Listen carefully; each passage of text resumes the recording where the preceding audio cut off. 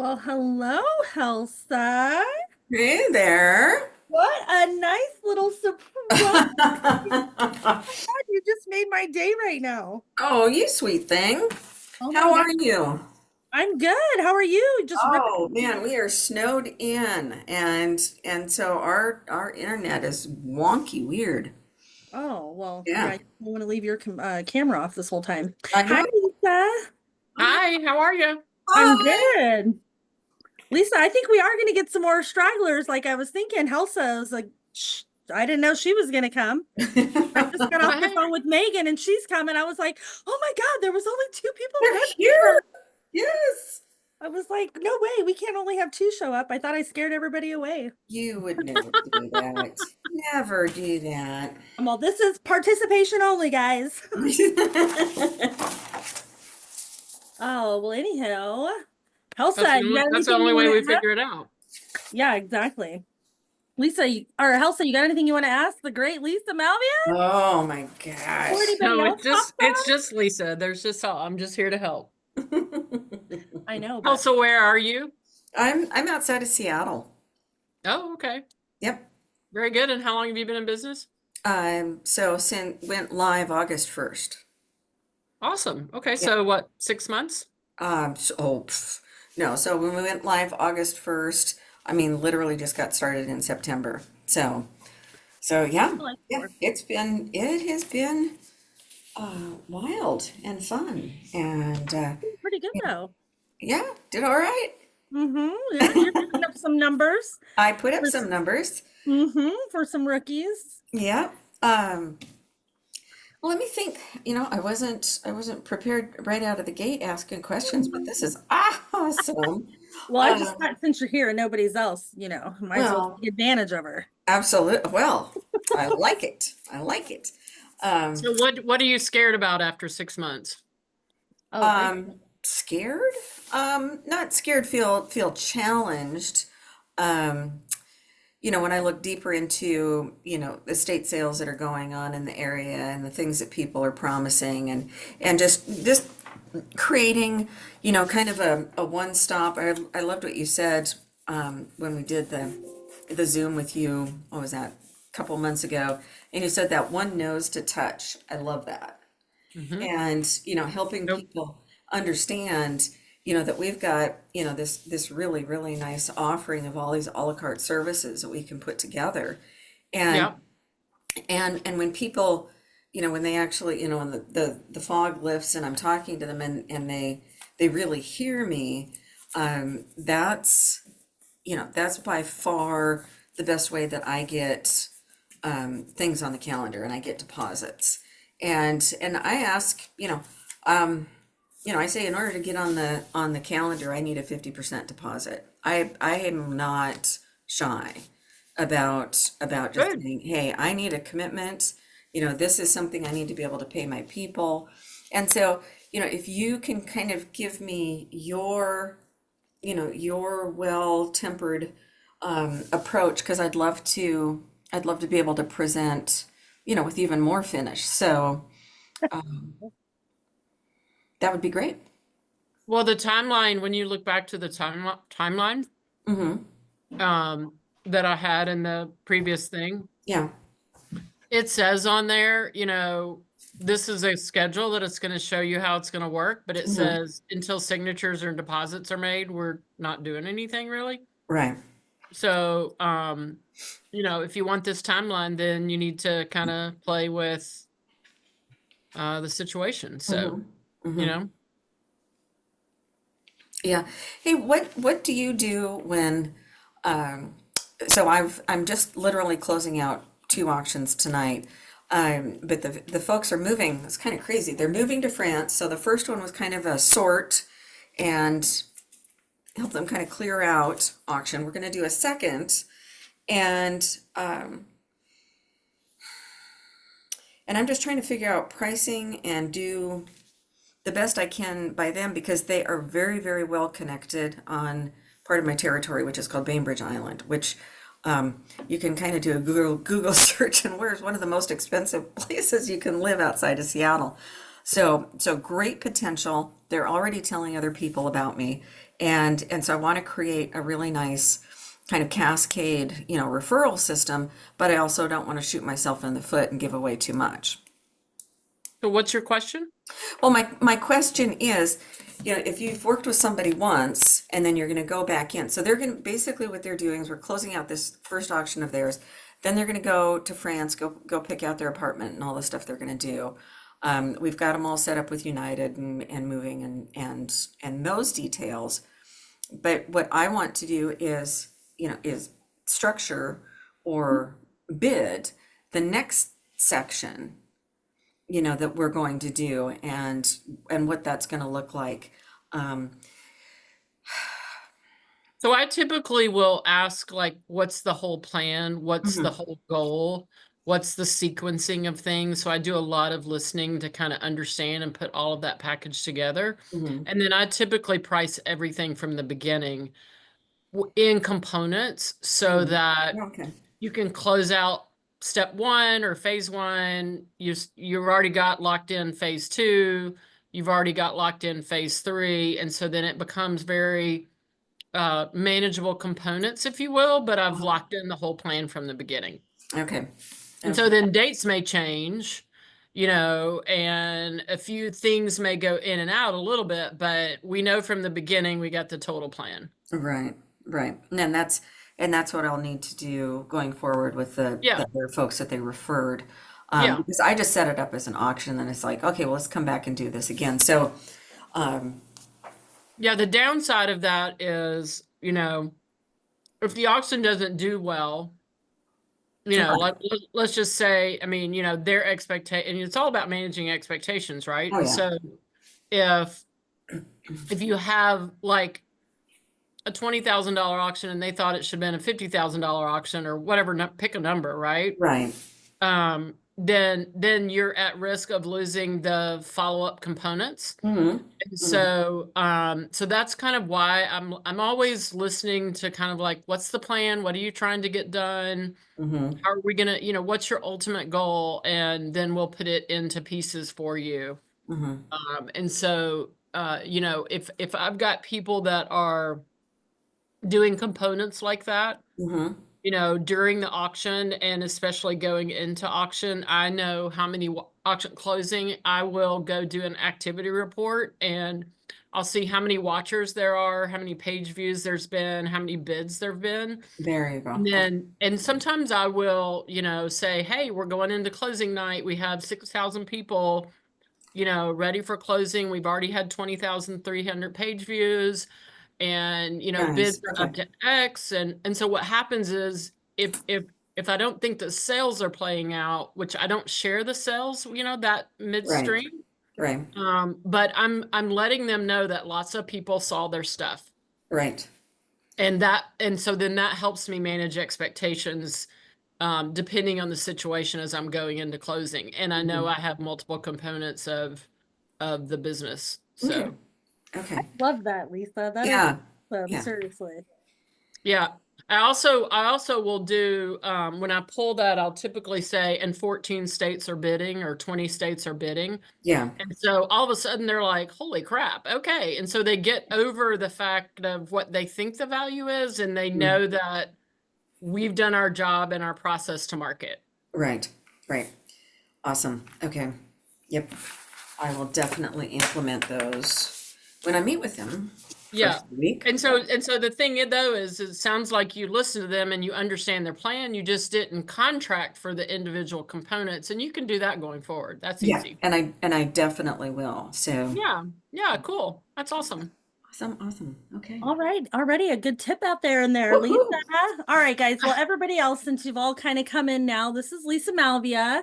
We're going to do a follow-up to her RIISE call that we did in December about, we know it was a very heavy topic, but just about, overcoming some challenges and pushbacks, objections, and that consultation process, just kind of feeling more comfortable with the delivery process. She talked to you guys a little bit about her timeline and her sort of process in a sense of sending the timeline, getting the engagement, getting the acknowledgement before sending that proposal. So we wanted to just kind of get you all back here to see what you have kind of been doing over the last like 4 to 6 weeks, maybe some of the changes you've implemented, how they're affecting you, not affecting you, maybe some challenges you're still coming across. And then just in general, any questions that you feel like you guys want to ask Lisa, because she's a great resource to have on this call right now. So we're here for you guys. If anybody wants to just step up and take over, we can just spend about 10-15 minutes on sort of what you've been doing and how that's been working for you. If you we wanted to start on that topic. And I thought also, Sheree, that like when we did the presentation in December or whenever that was, I mean, it's like 45 pages. So sometimes people may just say, hey, I have a question about X or Y. I mean, because it's okay to say, well, tell me a little bit more about this. I've looked at it and thought about it, and here's my problem with it, or here's whatever. So if there's any questions also, I mean, that getting you more comfortable with what's working for one person just helps you apply your expertise to then how to go forward. Absolutely. All right. I'll share a question. My name's Carol Bruno. I launched at the end of December, week of Christmas. And I've been going on many consults, and I established pretty good rapport with some of the clients, but I'm just not able to give a quote on the spot. I really need to go home and like mull it over. And so then I'll get a job, and now I'm like, okay, now I need a deposit and a scope of agreement signed, and I'm trying to do this. I don't know. I feel like, could I do better at that part? Like, okay, so I don't quote on the spot. I won't quote on the spot. Okay. So I've done 1,100 projects, and I was asked twice today, well, can you give me a ballpark? And I'm like, no, I'm going to go home and do my homework and absorb what I took in today and what work needs to be done to meet your goals. That's just me. Okay. Because I don't want any surprises, and I want to really think about it. And I'll give you an example, because last week I was on a project, and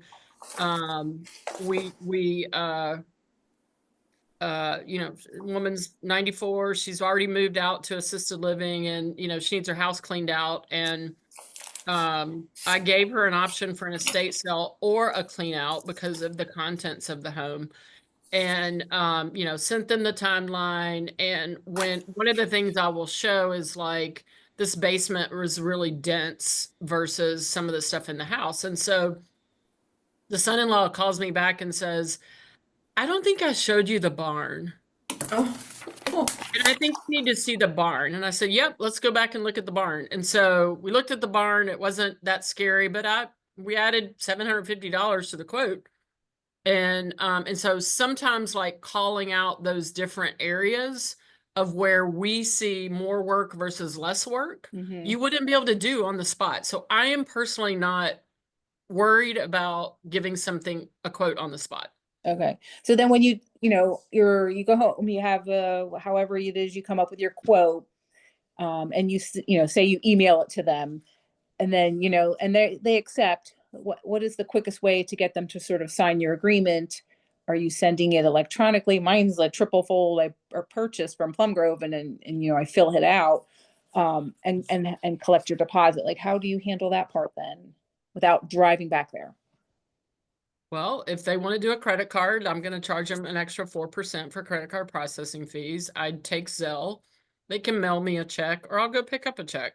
And sometimes they'll drop off a check. So, I mean, it's really whatever, I'll do credit cards all day long, but if I'm charged 4%, they're going to get the charge. Okay. So, and it is, some people want the points, and, some people don't have their, like one guy, was like, well, I want to go fast, but I've got a CD,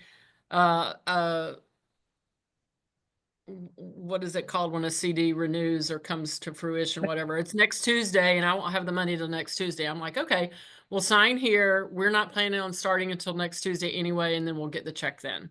Okay. So I'm not, there's multiple ways to get their deposit. And you're doing your contract signing both ways too. Like, you'll go do it in person if they have to, if they're not tech savvy, or you're also using like Dropbox, right? Or not Dropbox, DocuSign. You know what? We have it. When my son-in-law was working with us in sales, he was using it. And I was just thinking the other night, I'm not using it. I'm going to cancel it because it's $200 a month, and $200 a month is $200 a month. Yeah, absolutely. So, and most of my clients don't use it and don't ask for it. So, you know, that's me reflecting back on, yeah, a lot of people do and a lot of industries do. But I just don't get asked that much. So it's one of those, a cost saving technique I'm going to do this year. Okay. Very few do people say they don't like their computer, and when you do print off, you know, will you print it off and all that kind of stuff. But I will take a print off to them if that's what they say. Okay. I'm just getting like up and running with these invoices. So I'm like, do I create my estimate invoice? I've done the print version from CT Accelerator. When I hit the print page, I've done it there. And then I've also just made them through QuickBooks. So I'm kind of figuring that out, what's the best way to get it to somebody. So, Well, they don't. And which one are you finding? Go ahead. Sorry. Which one do you like better between QuickBooks and the Accelerator? Which one are you finding to be easier? I mean, I kind of like the QuickBooks a little better. I think it's just a little easier to use. The Accelerator, it's sort of like you go through your worksheet, and then when you go over to the print estimate side, the information, you have to like kind of manually plug that in. And then a lot of times when I go back to revise something, all the little check boxes that I've unchecked get rechecked, and I'm like, I feel like the information doesn't save. So it seems a little like when I do one in QuickBooks, it's sort of, I save it and then I can edit it and save it. Seems a little easier to me. Oh, okay. Thank you. So I'll be honest, I don't use Accelerator or QuickBooks. My CPA uses QuickBooks, obviously, but I love Accelerator and what it is teaching you guys and all the things that you're there. But I had a sales call probably the Saturday after I was in training all week. And I used Accelerator, and I was not able to customize the output to show the customer that I had listened to them. Mm-hmm. And so I have my own proposal templates and Excel stuff that I use that incorporates everything in it, but that's just how I do it. Okay. So whenever I open up my template, you know, I'm like, okay, what did I see? What was different? What was unique? How do I need to show this person I listened? How do I, you know, how do I need to account for the fact that, you know, they're going to France for 2 weeks and then they're coming back, and, you know, we may sell twice as much, we may sell half the stuff, and then I've got to pack that. And so, so I always try to just think through those things. So Mhm. I'm not creating an invoice in QuickBooks, Okay. but that's, you just got to ask for the money. Sometimes I'm sitting with a client and they're like, well, what do we do next? And I'm like, well, you need to get your checkbook out and write me a check. I mean, literally, I've said that to so many people. They're So just I- so Can fun, we- you know, they're just so fun to talk to, you know, and if you listen to these people, I mean, that you just really figure out all that. And, you know, they kind of are telling you yes, but they don't know, you know, they don't know how to end the call. And I'm like, well, we just need to write a check while I'm here then. And sometimes people will want to write me a check and I haven't even given them a quote, and I will not do that. Okay. I'll say, no, please don't do it. Please don't, please, we're not doing that. Not until Yeah. I've given you a quote. I'm not going to get into something that could be misconstrued as, age abuse. Yeah. I mean, I'll admit the quoting is the most stressful part for me. I don't want to undershoot. I don't want to overshoot. And so I kind of am leaning on CT Accelerator to give me guidance. So I Yep. plugged in a lot of data. I'm going to be doing a clean out for a small house, but it's like either massively filled, slightly hoarder. And there are some unknown, I couldn't quite see 100% of the areas. My quote is there's a range. It could be as little as 5,000 up to 8,000. And like, That's okay. I That's don't okay. know how to, so just, I'm going to have to give them a range. There's just some unknowns there. Yep. Yeah. So- And it's like, hey, there's things we can't see, and we're going to find your treasures. And if your end goal is to get this cleaned out, that's what we're going to do. Yeah. Yep. It's sort of the end goal is to clean out. But in the meantime, there's definitely some, like, let's make sure there's nothing valuable. So they don't want to just all toss. They want to make sure it's what we're going through. And then, yep, if there's some things to sell to offset this, then they Yep. would like that. And that's just more time, no matter how you look at it. Yeah. Gotcha. That's, I see somebody chatting or texting, so I can't read that without my glasses on, Tree, if that's something I'm supposed to respond to. No, I'm responding. Just Leanna's talking about in California how it is like in the new thing in the last year or so where they can't charge the clients the credit card fees. So I was just recommending her to use like Venmo or Zelle versus the credit cards, and Yep.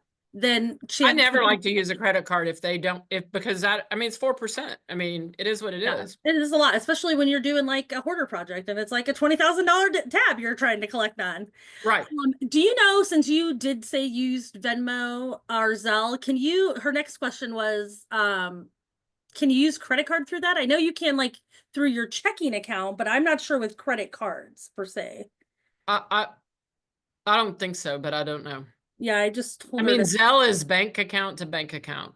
yeah, the Venmo I'm not really that familiar with. I know a lot of people use it. I don't do Venmo, so I can't answer that. Yeah, either. So it's more of a, this is Leanna, sorry. So it's more of a, just to transfer the money to me, like if they were far away, or, you know, I don't want to drive 35 minutes just to get the check kind of Yeah, thing. yeah. Okay, Yeah. so it wouldn't Well, be. I know on Venmo, it's using my debit card for deposit, and all money comes out of, like, my debit card is plugged in, not an account number or a routing number. So I don't know if it's the same with the credit card. Oh, yeah, because I've never used it to, I've used it to send money, but just from my checking account or get money, but I've never tried it with a credit card either, so I don't know. Yeah. Okay. Okay, but it's something to look into. Yeah, it's Uh, ask your banker. They who's might got- have a solution okay. for you. Are there other Who's having- states that you who's know having of that do gotten- that? I just know it's California right now. This is the only Oh. one that I've heard of. You know, as I've done training and I talk about the 4% credit card fee, and it's usually the Californians that are like, we can't charge that fee. I haven't heard anybody else say it. So I think it is right now just you guys. Of course it is. Okay, thanks. So you Yeah, figure yeah, out you are. if that is a cost that you're having, build it into your quote. Yeah, well, I don't know. I haven't had it because, to be honest, I haven't gotten a job yet. I launched, this is sad. I launched on December 2nd. I have had a couple of client consults. I have not had a job yet. Let's see, I've done So why do you think you lost those consults? I've done like 3.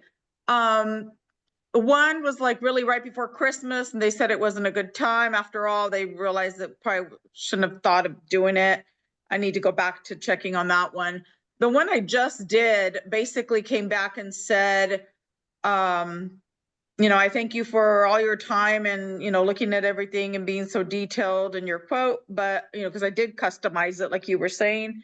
Yeah. And, you know, in my email, but we're just cheap. She said cheap in big bold letters. We're just cheap. So she obviously thought it was too expensive, and we're just going to try and do it ourselves. Yep. So So I the was like, weird- okay. this is a great point. So one of the reasons I associate all of my liquidation work to the value of the house is to put it in perspective. I mean, because most people's goal is to sell the house. They need the house assets. Yeah. So it's why on my forms that I do that. Number one. Number two, you know, I always reinforce, hey, this work to be done. This is work. This is work. That's work. It That's looked like work. a lot of work. Yeah, it's a lot of work. And then I'll say it's very physical too. Yes. And your health is way more and safety is way more important to me. And so if someone wants to take a stab, they've seen an approach. So I always look at every opportunity as they may go tell a friend and they may go tell 5 friends about us, right? And so the second thing is if they're going to try to do some themselves, sometimes those people come back because they're like, we can't get it done. Like it was more work than we thought. That's what I'm wondering. And It's in this more work than we thought. And so that happens. And so never burn a bridge when somebody tells you no. Just say, Yeah. hey, I'm here to help. We're ready when you are. Please be safe. And let me know if I can help you. That's kind of the way. Yeah, that's all you can do. Do you think it's worth, my husband was thinking I should and I didn't. that I should have asked, well, what did you expect it would cost? Like, he's thinking maybe we are too expensive, but we're doing the pricing just the way we were told, with the formula, like however we're paying our employees times whatever, how we were trained at corporate or at Cincinnati. So So there are always going to be people that say you're too expensive. yeah. There are always going to be people that they'll say, well, so and so and so and so loved you, but they did say you're expensive. And so, like one woman, we just finally moved her 2 weeks ago, and she kind of went dark on me, and I said, hey, she goes, oh no, I found somebody else. And I said, great, best of luck and blah blah blah. A month and a half later, she texted me and said, you've got to help me because my person back. didn't even have my clothes included in my quote. And I'm like, oh my goodness, of course I'll help you, And so so you just kind of never know what real transparency your competition is giving. They're always going to give a lowball rate to get the business and get them in the door. And what I always tell people is like, look, I'm trying to give you a realistic assessment. And so if I'm moving you, or if I'm doing an auction, I'm giving you, a range, because there are certain things that I cannot predict how it's going to happen. And so I give a range and I say, I'm conservative. So I would rather give you a surprise that's a good surprise than, start Yeah. coming up with these prices that it's not what I put on paper. So if somebody's giving you a cheap price, please, here's some questions you should ask them. Are they Okay. going to take care of the trash? Are they going to clean the house? Are they going to take care of donations? Are they going to do the shredding? Are they going to take care of chemicals? Blah blah, whatever the project is. Yeah, because I included everything like you mentioned. I was detailed about all that. So Yeah. okay. Well, I'll keep my fingers crossed. Maybe some of Yeah. these people start coming back. Yeah, And they yeah. try it themselves. So what you got to do is if you had 3 sales calls, if you had 3 consults in December, you have to figure out, okay, how do I get more consults? How do I get more experience? Because that's giving you experience is really good. And timing can always impact people, right? So like they made, I've got a guy that like he was going to have knee surgery, but he didn't know what it was. And he says, we think we'll be ready in February, but you just don't know, because they may have just a variety of timing things. So sometimes people come back, just know that. Okay. Thank you. Yeah. Any other questions? Like what's working, guys? What's not working? What are you afraid to do? I have a question. This is Amy in Utah. We had a call. So we've been working on trying to develop a relationship with a realtor that's senior based, and we plan on deferring payments to the sale of the house should the client need it, so on and so forth. So anyway, we had our first opportunity to work with her with a client, and on the phone, the client let me know the mom is a pack rat. She doesn't know what she wants to bring, downsizing from 3,300 to 650.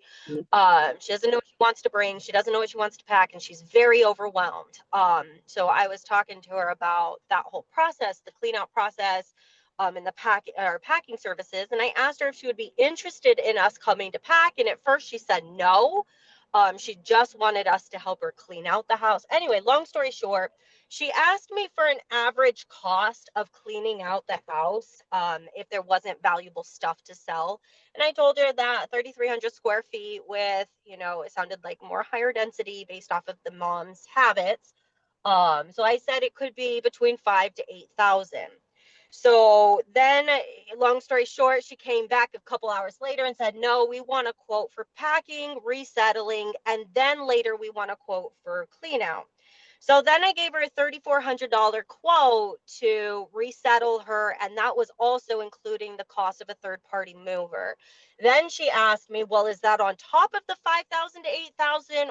And again, long story short, I completely confused the shit out of her with suggesting an amount and then giving her a proposal that didn't even include, like, my 5,000 to 8,000 didn't even include the cost of packing and resettling. So anyway, I kind of, yeah.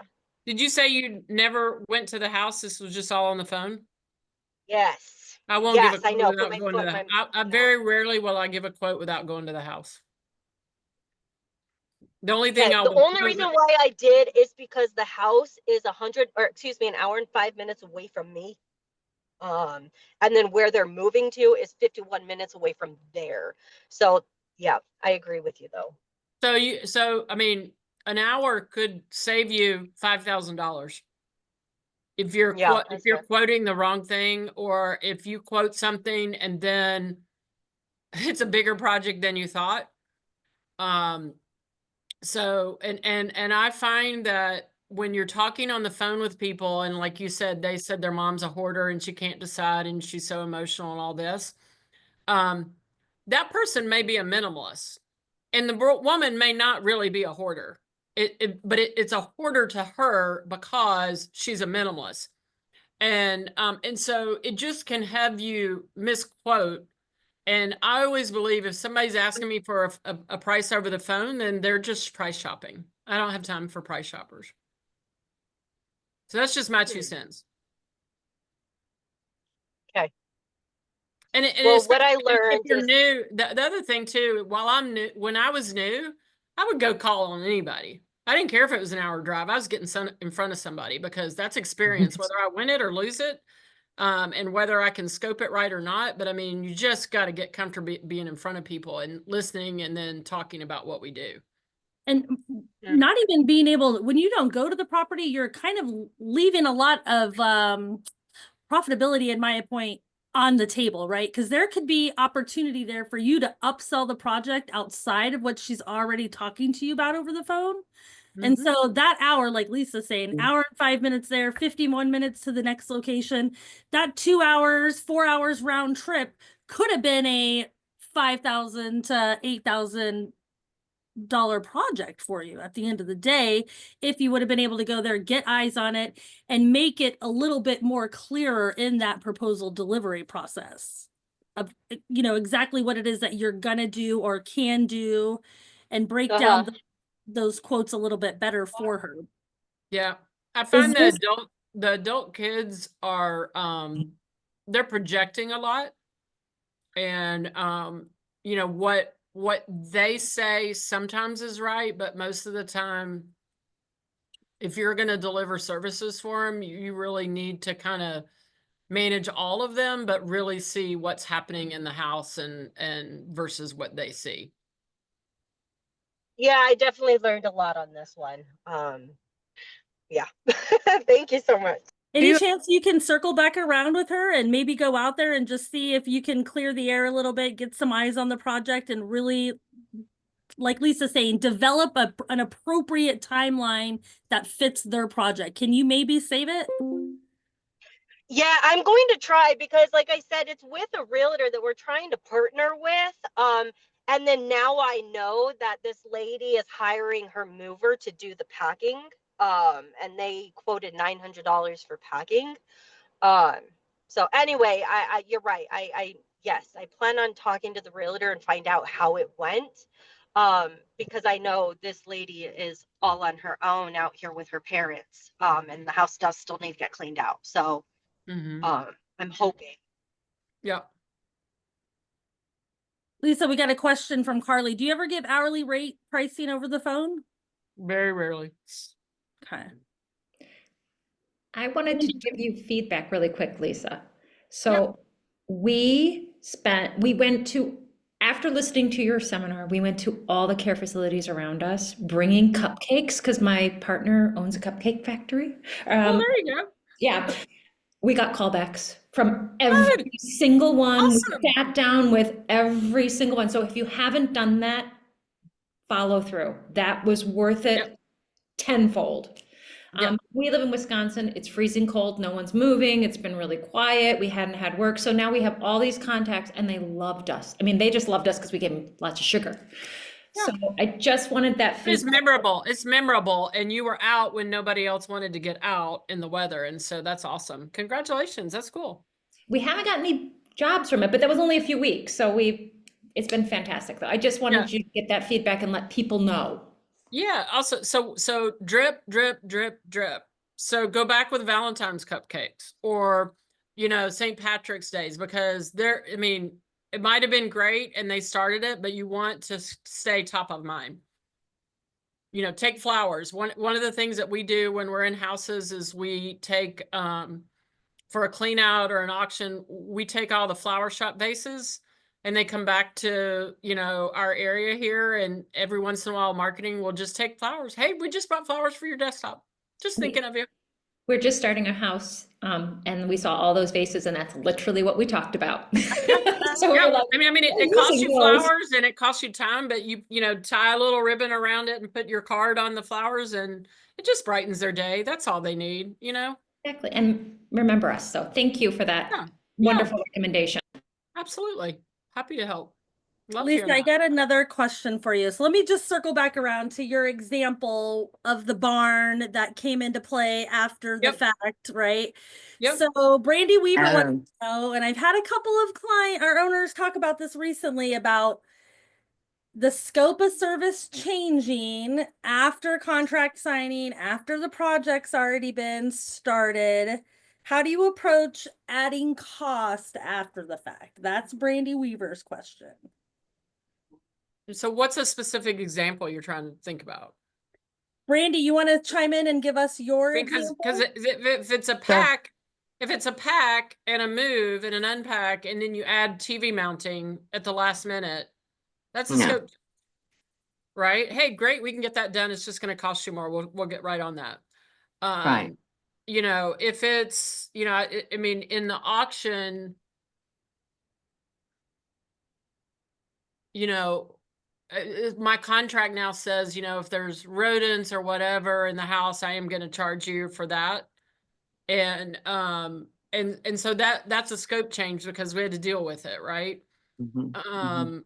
The example I gave about the barn, literally the guy said, and I actually believe it's because of the way I list out the different areas of the house. He's like, we didn't show you the barn, because when we were sitting there, I'm like, is there an attic here? And they said, yes, but I said, is there anything in it? And they're like, we don't know. And I said, well, let's get up and go look.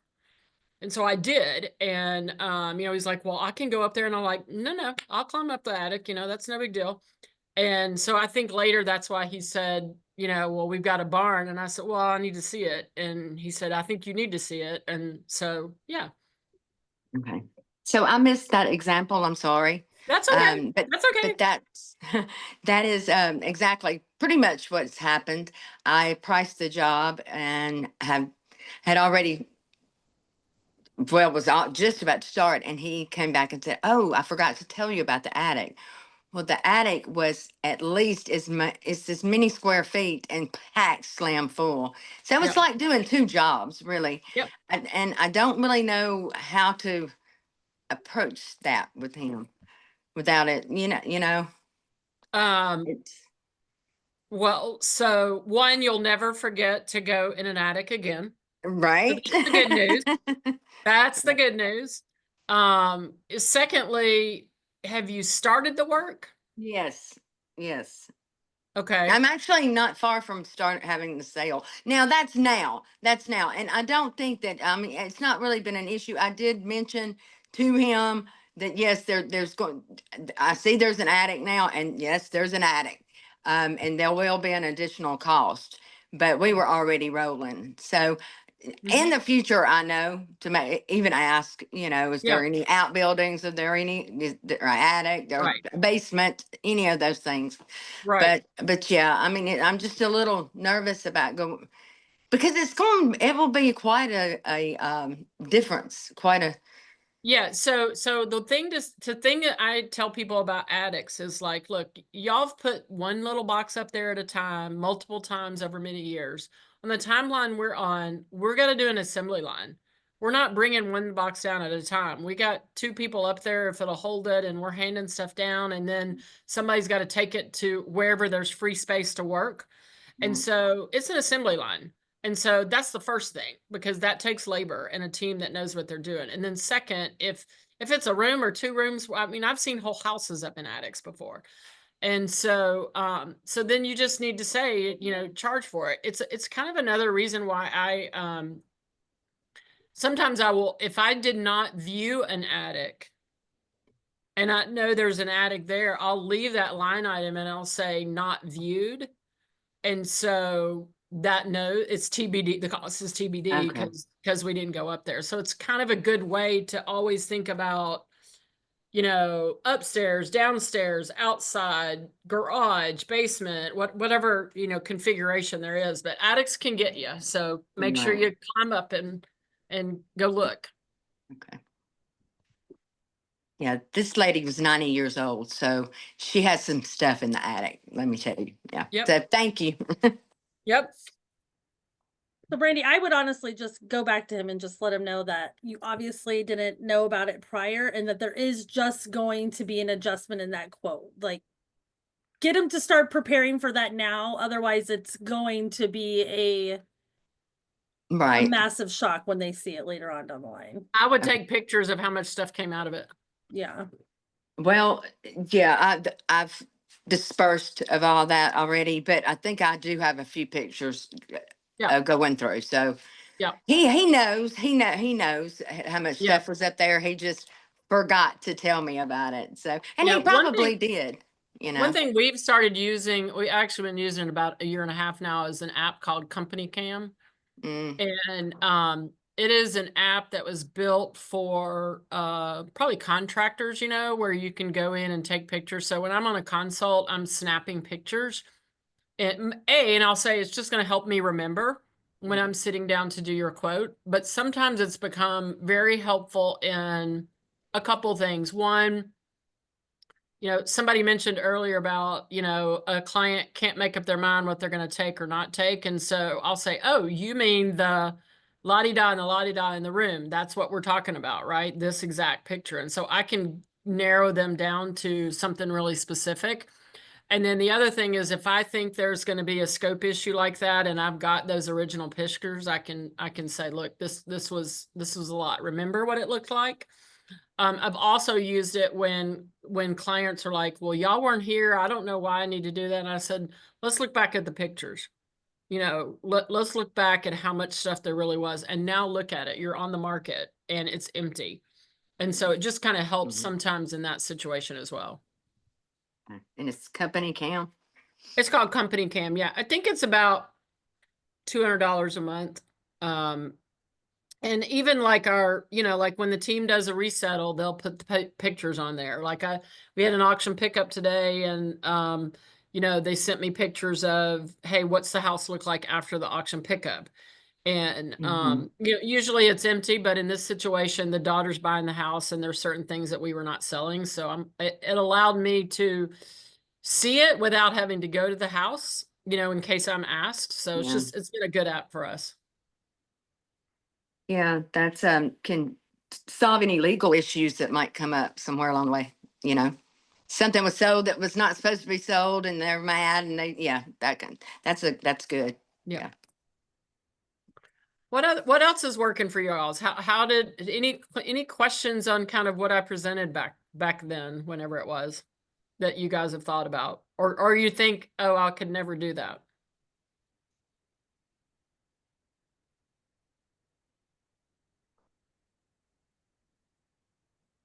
Okay, no questions. So what's holding your business back from growing? All right, Brandy. Employees. Where are y'all getting your employees? I need some good workers. That's where I'm at right now. I have 2 jobs going right now, and I have 2 potential more jobs. Yay, because I've been waiting patiently. Yeah. But yeah, and now I don't know how I'm going to do all this. I don't have consistent labor. Okay. So we first of all, for the people that you do have, ask them if they have friends needing work. Because sometimes They are friends. Yeah. But I mean, like, do they know somebody that knows somebody, that needs work? We're at a really interesting time the last couple of weeks with people losing their jobs in multiple sectors, right? And so it's probably we have used Indeed periodically, like not on a regular basis, but that is a way to get people. But I mean, the friend of a friend, family member kind of thing, posted on your Instagram. That's a great way to get help. And what you're really trying to do is you're not like I will what we will do, we don't spend a lot of time interviewing. We say, hey, come work on a job site with us. I mean, there have been people that have left after 2 hours, especially if it was a dirty house, and we're fine. I'd rather know that now before we spend a lot of time with them. And then the second thing that people go, oh my God, I love it, and then they'll, after 2 or 3 days, they're like, it was different every day. And so then they'll tell some people and they'll tell some friends. But remember, you're trying to get through your startup. If you get people that stay with you for 6 months, a year, 2 years, 3 years, that's great. But you're really trying to get yourself going and get through startup. So don't feel like you've got to find the perfect person. Just get people that can help you. Yeah. And I don't mean that in a way that says I would discount skills or experience or anything. You just want some people that'll come help and work and do it with care, and you hope they're going to stay. I mean, I have a lot of people that have been with me 3, 4, 5 years. And then I have people that like, hey, I'm in between jobs and here's my career and what I'm looking for and I need some work. Great. Come on. So. If I could jump in, not that I have a lot of experience because I launched in January, but I would say that we've been using, I try to leverage everything Caring Transition gives us. So I've used Jazz HR. And if you haven't tried it yet, I think it's pretty great and pretty easy to use. We have had really great success hiring people. I have way more candidates than right now we need. And I think I've had like 56 applicants for sort of the packing, unpacking, decluttering job that we have posted. And that's been posted on and off since December.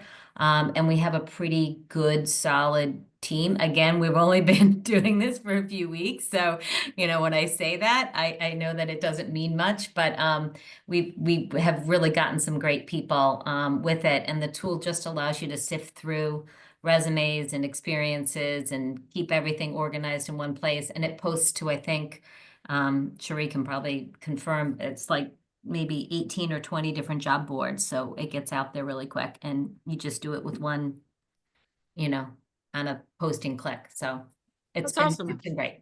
I'm familiar with Jazz HR. I've not had the greatest success with them. I've had a lot of long distance job applicants, but I can revisit it. You never know. What's a long distance job applicant, Brandy?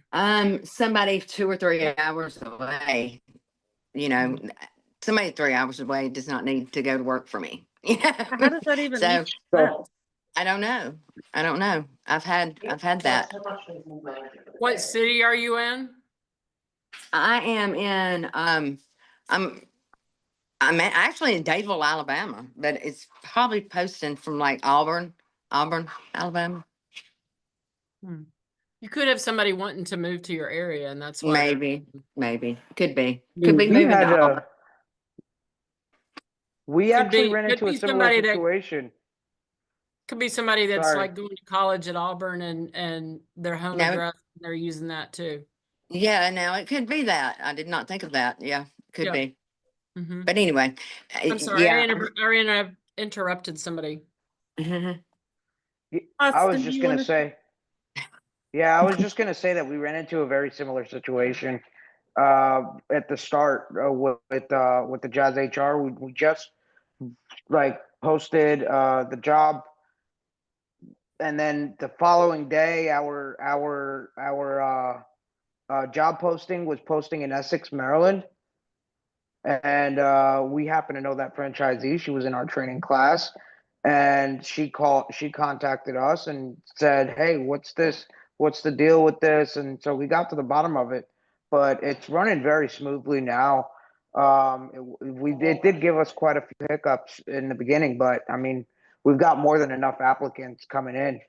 I don't know what that's about, but I mean, it could be just an IT error that they have.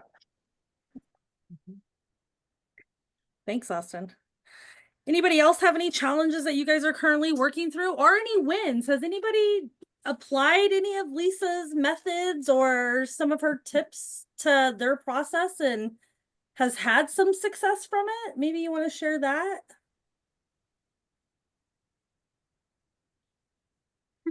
I know several of you have been talking to me about this RISE call that we did with her. So I know you guys are applying her methods.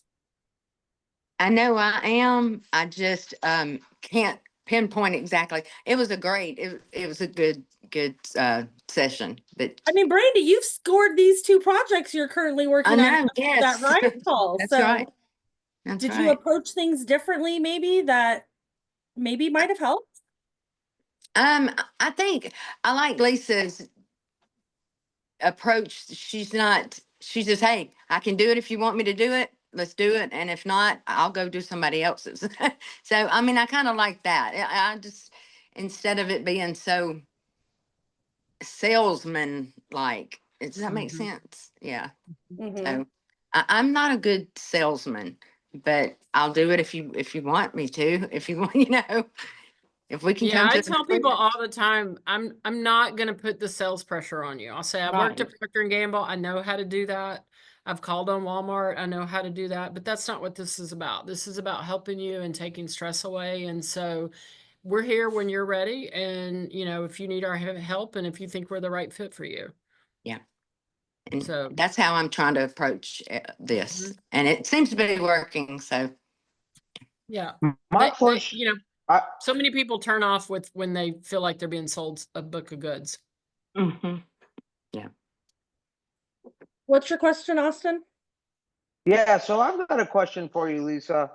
Um, as far as like marketing groups and networking groups, how do you feel about them? Which ones would you say have brought you the most success, and how?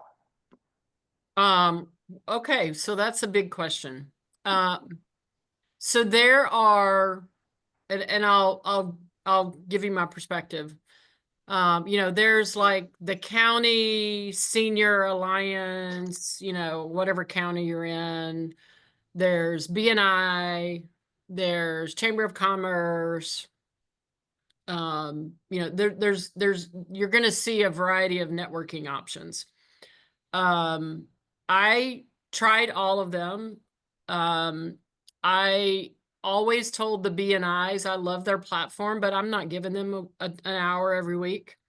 I just can't commit to that from a consistency standpoint. It doesn't really have anything to do with the money. It's just like I'm not going to go listen to 5-minute speech, 5-second, 30-minute speeches every hour every week, and I can't commit to that. I don't want to let anybody down. The senior networking sessions to me are all about checking a box, if you will. So I never really got much out of those. They were very superficial type conversations. I also was diagnosed with cancer about 2 years in. And so after learning all of that, I really make choices on where my energy goes. And the retirement communities are a big investment of mine, and so I don't stop those. And then really focusing on the real estate agents, because that takes momentum to build up. Once they see that you're there to get it done so they can sell their stuff, that turns into it. And I actually am a sponsor of a couple of real estate houses, so that costs me like maybe $600 a year. I could go to their meeting every week if I wanted to. I can probably present 2 or 3 times a year as part of that sponsorship. But what they did is they put me on their intranet site. So, if somebody's looking at, downsizing or estate sales, I'm in their book that they use for their resources. And so that's been a better use of my energy. for that. So I don't really go to as many of the networking niche meetings. I kind of like a more intimate conversation, and I'm not there to check a box. I own the business, so I'm not checking a box. You know, whereas you see like a lot of people you meet, like they've been told to go market and they're there to check the box. And so I don't get leads out of that as a result of that process. That's just Right. me. Thank you. Thank you. Lisa, how are you engaging with your senior communities and your real estate agents? Like in a sense of supporting them or just engaging in the activities that they've got going on? Or how are you finding these activities from them? Are you doing any of that? When you say activities, what do you mean? Like, are you doing any like supporting at the communities, like calling bingo or sponsoring any events that they've got going on that are senior facility related, senior? I mean, when they call and ask me to do Yeah. stuff, I will absolutely do it. You know, like I have, it's interesting, you know, I'm the top provider for one of the high-end communities around here. And I have a great relationship with a move-in coordinator, and the salespeople know me, but I don't hound them. And one of them called the other day and say, "Hey, we're doing this thing for our leads. Can you do a presentation?" I said, "Absolutely, I'll be happy to do that." You know, so I'm not in there saying, "Can I do it?" What my belief is, like, you do the work, and your work drives your reputation. And so I'm doing that. I had you know, I've met some people through different BNI. There's so many BNI groups around me here and right just in Atlanta that, like, I wouldn't even know which one to go to. You know, when they invite me, I'll go and, you know, meet everybody. But I tell them I can't do the weekly thing. But then we're trying to do like, hey, let's have a seminar with, you know, a real estate person and a mortgage broker and a, you know, a estate sale person. And so we're doing a variety of those, and we're actually working now on, like, how do we not make it a one and done presentation and make it more of a forum where it's repetitive? And that's really kind of something I'm trying to figure out now. Okay. We are also doing some senior enriched learning classes, like at a local county. I mean, there's senior classes, and you can do a class with, you know, you can create a curriculum and do a class. I feel like somebody else was talking to me about this last week. Recently doing. We're doing it. We just had that meeting. Okay, maybe it was you. I was like, somebody was just talking to me about this. Yeah. Liz?